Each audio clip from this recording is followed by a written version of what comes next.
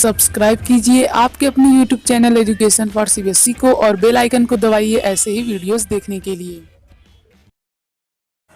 अब प्यारे बच्चों हम लोग बात करते हैं बायोस्फीयर रिजर्व के बारे में। देखिए, जो बायोस्फीयर रिजर्व होते हैं वो क्या होते हैं?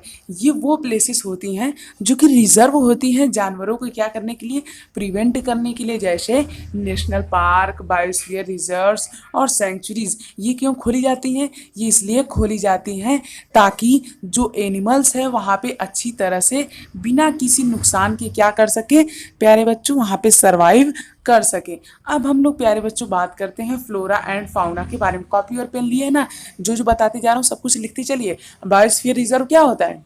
बायोस्फीयर रिजर्व वो होता है जहाँ पे एनिमल्स को अच्छी तरीके से रखा जाता है ताकि वे क्या रहें, प्रोटेक्टेड रहें और सेफ रहें। अब बात करते हैं फ्लोरा और फाउना। फ्लोरा और फाउना कुछ नहीं होता है।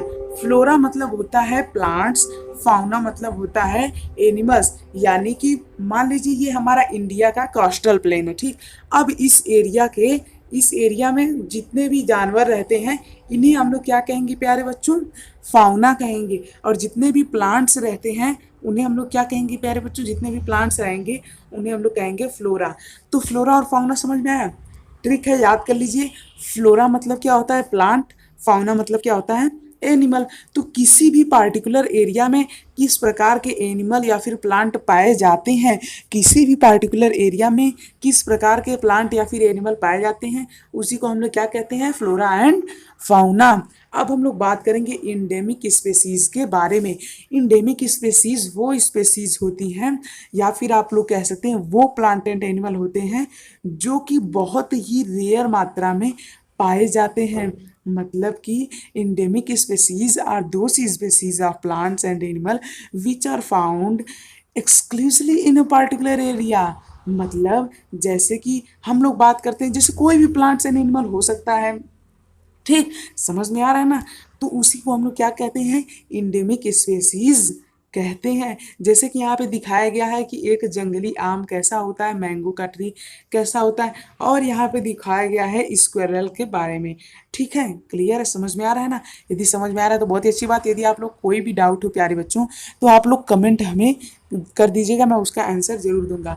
अब हम लोग बात करते हैं wild life sanctuary national park के बारे में। देखिए, जैसा कि मैंने आपको बताया ये सब खोला क्यों जाता है प्यारे बच्चों, ताकि जानवर, पेड़ पौधे को हम प्रिवेंट कर सके। अब इन्हें हमें प्रिवेंट क्यों किया जाता है, ताकि हमें बहुत सारा एडवांटेजेस होता है, इसीलिए। अब देखिए, जैसे कि यहाँ पे वाइल्ड लाइफ जो सेंचुरी होता है, यहाँ पे आप लोगों को कई सारे एग्जाम्पल दिया हुआ है, ठीक। आप लोग इसे एक बार जरूर अपने बुक में से पढ़ लीजिएगा, क्योंकि जब तक आप लोग अपने से नहीं पढ़ेंगे कुछ आए होएगा है नहीं, ठीक। तो अपने से एक बार जरूर पढ़ लीजिएगा। नेशनल पार्क क्या होता है, ये भी सेम होता है। इसे तो कोई नहीं जानता है, मतलब इसे कौन ऐसा बच्चा नहीं जो नहीं जाता, बच्चा बच्चा जानता है नेशनल पार्क के बारे में। अरे वही जहाँ पे हम लोग जाते हैं यार, जो प्रोजेक्ट टाइगर है, यानी कि जो एक प्रोजेक्ट चलाया गया है हमारे गवर्नमेंट के द्वारा, प्रोजेक्ट टाइगर। इसका मेन एम क्या है कि हम लोग टाइगर को प्रिवेंट करें। क्यों? क्योंकि टाइगर हमारा क्या है, राष्ट्रीय नेशनल एनिमल, ठीक। तो इसे हमें क्या करना चाहिए, प्रिवेंट करना चाहिए, ठीक। अब हम लोग बात करते हैं, आगे बढ़ते हैं। उससे पहले यदि आपने हमारे चैनल को सब्सक्राइब नहीं किया है प्यारे बच्चों तो फटाफट से चैनल को सब्सक्राइब कर लीजिए। अब हम लोग बढ़ते हैं आगे। देखिए, अब हम लोग बात करते हैं रेड डाटा बुक क्या होता है।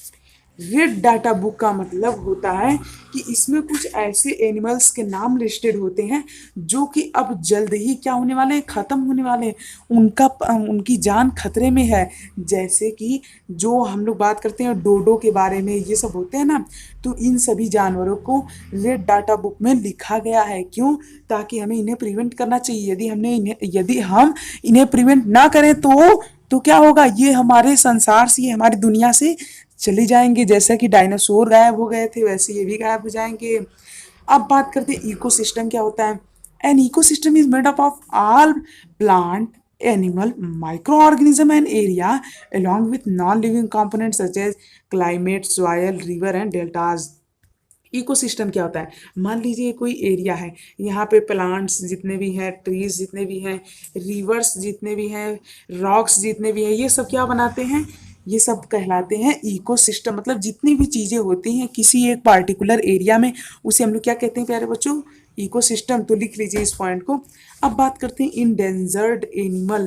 तो ये कौन से एनिमल होते हैं? ये वो एनिमल होते हैं जिनकी जान क्या होती है, खतरे में हो चुकी होती है।